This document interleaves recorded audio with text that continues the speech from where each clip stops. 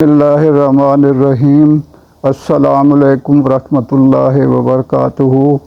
میں آپ کو اپنے پروگرام میں دل کی گہرائیوں سے خوش آمدید کہتا ہوں۔ اب ہم اپنے پروگرام کو جہاں سے ہم نے پہلی اپنی قسط جو ہے نا یا ویڈیو ختم کی، اس سے آگے اس کو فردر بیان کرتے ہیں۔ اللہ تعالی ہماری مدد فرمائے گا۔ تو میں چند حدیث کا بھی حوالہ دینا چاہتا ہوں۔ تو اس میں یہ اللہ تعالیٰ نے اور نبی پاک صلی اللہ علیہ وسلم کی حدیث مبارکہ ہیں۔ امر بالمعروف اور نہی عن المنکر انسان کو مال اور اہل و عیال کے فتنوں سے محفوظ رکھتا ہے۔ مسلم نے روایت کی ہے۔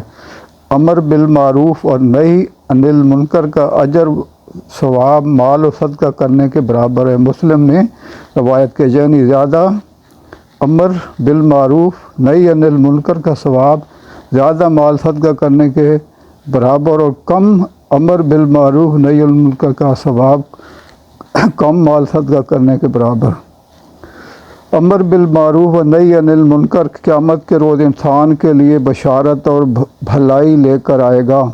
تو آپ دیکھیے کہ اگر ان چیزوں پہ جو ہمارا ٹاپک ہے اس پہ عمل کریں گے تو قیامت کے انسان کے لیے بشارت اور بھلائی کا پیغام ہوگا۔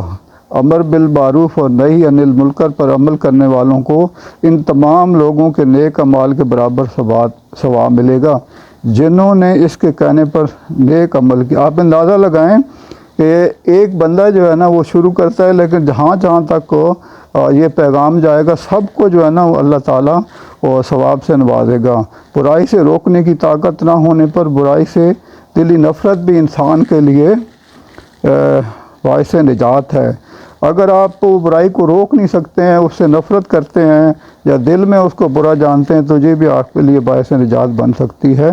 تو ان چیزوں کا اللہ کے نبی حضرت محمد صلی اللہ علیہ وآلہ وسلم نے ہمارے لیے بالکل واضح جو ہے نا چیزیں بیان کر دی ہیں، اور ہمیں چاہیے کہ ہم اس کے مطابق جو ہے نا اپنی زندگی میں چیزیں جو ہے نا وہ بیان کریں۔ اب ایک اور واقعہ بیان کرتا ہوں۔ اللہ کے نبی حضرت محمد صلی اللہ علیہ وآلہ وسلم رحمۃ للعالمین کے پاس ایک نوجوان حاضر ہوا اور عرض کیا، یا رسول اللہ صلی اللہ علیہ وآلہ وسلم مجھے زنا کی اجازت فرما دیجیے۔ صحابہ کرام رضی اللہ تعالیٰ انہوں نے برا محسوس کیا اور اسے ڈانٹنے لگے۔ رسول اکرم صلی اللہ علیہ وآلہ وسلم نے صحابہ کرام سے فرمایا، میرے قریب کرو۔ آپ صلی اللہ علیہ وآلہ وسلم نے اس سے دریافت کیا، کیا تو اپنی ماں کے لیے زنا پسند کرتا ہے؟ نوجوان نے عرض کی، کبھی نہیں۔ آپ صلی اللہ علیہ وسلم نے ارشاد فرمایا، تو پھر دوسرے لوگ بھی ایسا پسند نہیں کرتے؟ پھر آپ صلی اللہ علیہ وسلم نے یہی سوال بیٹی، بہن، پھپھی اور خالہ کے بارے میں کیا۔ نوجوان ہر بار وہی جواب دیتا رہا۔ آخر میں آپ صلی اللہ علیہ وآلہ وسلم نے اللہ تعالیٰ سے دعا فرمائی، یا اللہ اس نوجوان کا گناہ معاف فرما، اس کا دل پاک کر دے اور اس کی شرمگاہ کی حفاظت فرما۔ تو یہ دیکھیں کہ وہ نوجوان ہمیشہ کے لیے زنا سے تائب ہو گیا اور وہ ایک کو اچھی زندگی گزارنے کا۔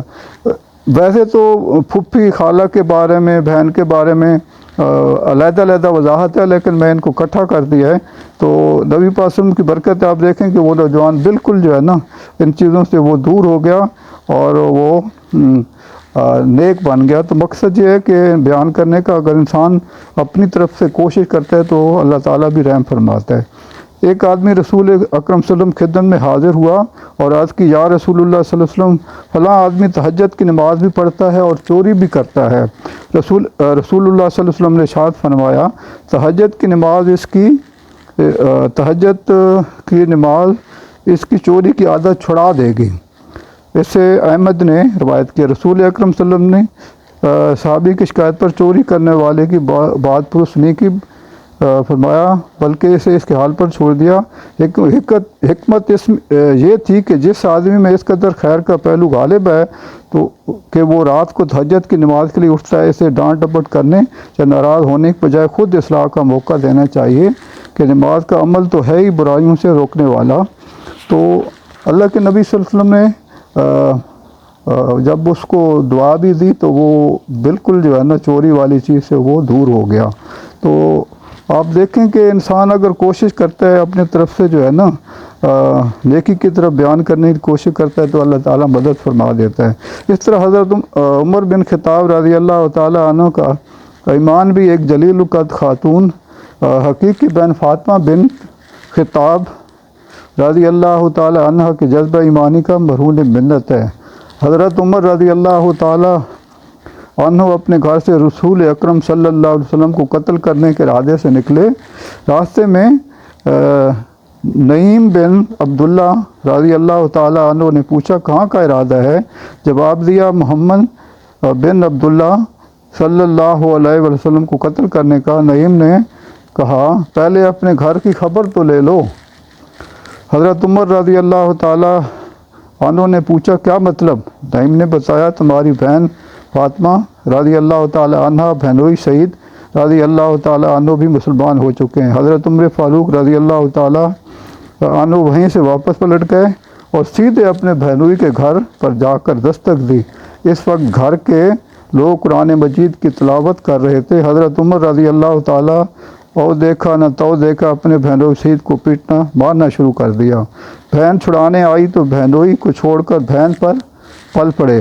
بہن زخمی ہو گئی اور بھائی کو مخاطب کر کے بڑے عزم سے کہا اے اللہ کے دشمن، کیا تو ہمیں اس لیے مارتا ہے کہ ہم ایک اللہ پر ایمان لائے ہیں؟ حضرت عمر رضی اللہ تعالیٰ عنہ نے جواب دیا ہاں۔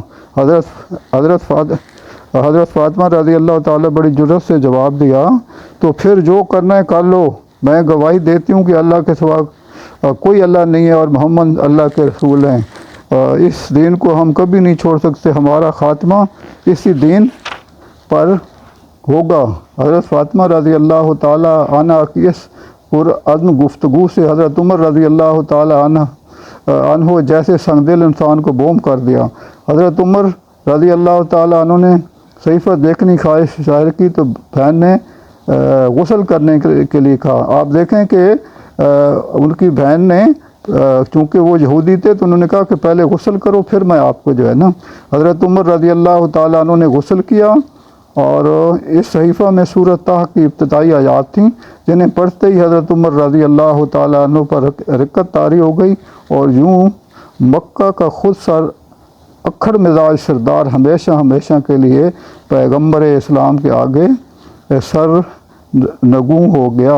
تو یہ کہنے کا مقصد یہ ہے کہ نبی پاک صلی اللہ علیہ وسلم کی بھی خواہش تھی کہ حضرت عمر خطاب مسلمان ہو جائیں اور ان کی بہن نے بھی جو ہے نا ڈرے بغیر ان کو مارا پیٹا گیا گھر والوں کو اور انہوں نے اللہ کا پیغام صحیح طریقے سے بیان فرمایا۔ تو یہ امر بالمعروف اور اسی ٹاپک کا ایک بالکل واضح چیز ہے۔ تو آپ دیکھیں کہ آپ کو اگر تکالیف بھی کئی دفعہ ہوتی ہیں اور کئی دفعہ اداروں کی طرف سے ہوتی ہیں یا معاشرے میں ہوتی ہیں تو آپ کو ان چیزوں سے نہیں ڈرنا چاہیے، اللہ کی رضا کے لیے کرنا چاہیے اور نبی پاک حضرت محمد صلی اللہ علیہ وسلم کی سنت کے مطابق تو اللہ تعالیٰ پھر جو ہے نا انسان کی مدد فرما دیتا ہے۔ تو دیکھیں کہ اتنا بڑا جو ہے نا ایک بہن نے اپنے بھائی کو جو ہے نا اس طریقے سے قائل کر لیا جو ہے نا۔ ایک اور میں آیت کا جو ہے نا ترجمہ بیان کرتا ہوں۔ اللہ تعالیٰ نے ارشاد فرمایا مومن مرد اور مومن عورتیں یہ سب ایک دوسرے کے رفیق ہیں، بھلائی کا حکم دیتے ہیں اور برائی سے روکتے ہیں، نماز قائم کرتے ہیں، زکوٰۃ دیتے ہیں، اللہ اور اس کے رسول کی اطاعت کرتے ہیں۔ یہ وہ لوگ ہیں جن پر اللہ کی رحمت نازل ہو کر رہے گی، یقیناً اللہ سب پر غالب اور حکیم و دانا ہے۔ تو اللہ تعالیٰ تو بالکل ہی واضح طور پہ اور ہمارے نبی حضرت محمد صلی اللہ علیہ وسلم نے کوئی چیز ایسی نہیں چھوڑی ہے جہاں پر دین کے بارے میں کوئی چیز رہ گئی ہو۔ بالکل واضح طور پہ جب وہ اس دنیا سے رخصت ہوئے ہیں تو ہمارے لیے ہر چیز واضح طور پہ بیان کر کے چلے گئے ہیں۔ اعمال کے اجر و ثواب کا دار و مدار نیت پر ہے۔ حضرت عمر بن خطاب رضی اللہ تعالیٰ عنہ کہتے ہیں میں نے رسول اللہ صلی اللہ علیہ وسلم کو فرماتے سنا اعمال کا دار و مدار نیتوں پر ہے، ہر شخص کو وہی ملے گا جس کی اس نے نیت کی، لہٰذا جس نے دنیا حاصل کرنے کی نیت سے ہجرت کی اس سے دنیا ملے گی، یا جس نے عورت حاصل کرنے کی نیت سے ہجرت کی اسے عورت ہی ملے گی، پس مہاجر کی ہجرت اس چیز کے لیے سمجھی جائے گی جس غرض کے لیے اس نے ہجرت کی۔ اسے بخاری نے روایت کیا۔ اس میں دیکھیں کہ واضح طور پہ کہ اگر آپ دنیا کی خواہش کے لیے کریں گے تو آپ کو دنیا ملے گی، اگر آپ آخرت کے لیے کریں گے تو آپ کو جنت کا مقام ملے گا، اور جنت کے اندر محلات اور باقی جو اللہ تعالیٰ نے وعدے فرمائے ہیں وہ آپ کو ملیں گے۔ تو انسان کو پہلے جو نیت ہے، اپنی نیت کو یہ رکھنی چاہیے کہ میں اللہ کی رضا کے لیے کر رہا ہوں۔ جب تک آپ کے دل کے اندر اللہ تعالیٰ کی رضا شامل نہیں ہوگی تو اس کا ثواب نہیں ملے گا، باقی یہ دنیاوی چیزیں مل جائیں گی، لیکن ہم تو کرتے ہی اللہ کی رضا کے نہیں۔ اور پیارے حبیب حضرت محمد صلی اللہ علیہ وسلم کی سنت کے مطابق کہ اللہ کا نبی بھی ہم پہ راضی ہو۔ جس شخص کے سامنے برائی کا ارتکاب کیا گیا اور اس نے برائی سے سخت نفرت کی، وہ گناہ سے بری ذمہ ہے انشاءاللہ۔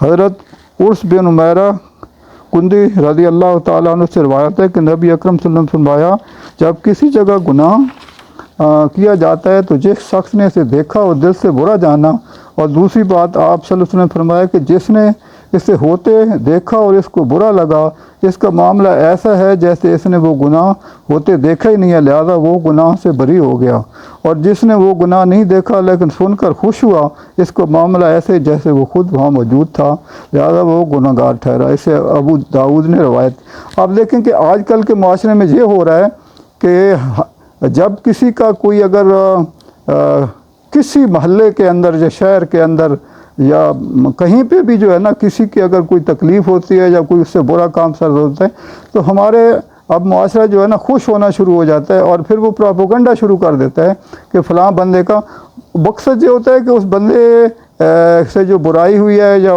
کوئی جو بھی کو برا کام ہو گیا تو اس کو وہ پھیلانا شروع کر دیتے ہیں۔ تو یہ سخت بڑا گناہ ہے، گناہ کبیرہ ہے۔ مسلمان ہونے کی حیثیت سے ہمیں ان چیزوں سے پرہیز کرنا چاہیے، اور آپ اگر کسی کا عیب چھپائیں گے تو اللہ تعالیٰ قیامت والے دن جو ہے نا آپ کے عیب چھپائے گا۔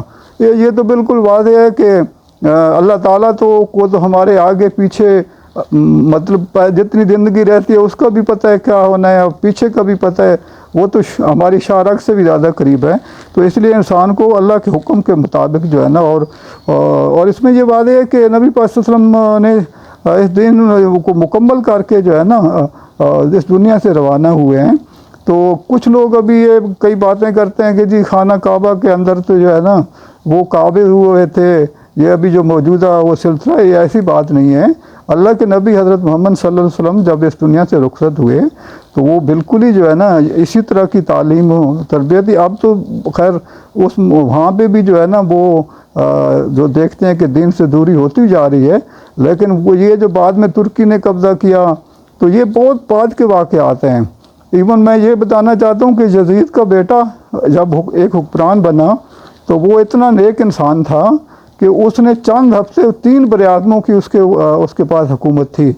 جب اس نے چند ہفتے حکومت کی اور پھر اپنے رشتہ داروں کو اکٹھا کیا اور ان کو بتایا کہ میں ایسی حکومت پہ لعنت بھیجتا ہوں کہ جس میں نبی پاک صلی اللہ علیہ وآلہ وسلم کے نواسے اور ان کے قریبی رشتہ داروں کو شہید کر دیا گیا، اور میں ایسی حکمرانی پہ لعنت بھیج کے میں یہ حکومت آپ کے حوالے کرتا ہوں۔ تو آپ اندازہ کہ اس کے بعد وہ شخص اپنے گھر میں بند ہو کے رہ گیا، اللہ کی عبادت کرتا تھا، لیکن اس نے وہ ہمیں بھی سوچنا چاہیے کہ ہم ذاتی چیزوں کے لیے کیا ہم آج یہ چیزیں کر رہے ہیں، تو یہ اس قسم کا یہ کرنا کہ جی وہاں پہ قبضہ ہو گیا، یہ بہت بات کی باتیں ہیں، اور وہاں پہ یہ سلسلے کو جو ہے نا نہیں پھیلانا چاہیے۔ ہم مسلمان ہیں، ہمیں پیارے حبیب حضرت محمد صلی اللہ علیہ وسلم کی سنت کے بعد چلنا چاہیے۔ میں اپنی طرف سے آج پروگرام بیان پوری کوشش کی آپ اس کو لائک کریں، سبسکرائب کریں اور فردر شیئر کریں تاکہ آپ کو ثواب ملے۔ میں آپ کے لیے دعا کروں گا اور میرے لیے ضرور دعا کیجیے گا، یہ ہم اللہ کی رضا کے لیے کرتے ہیں۔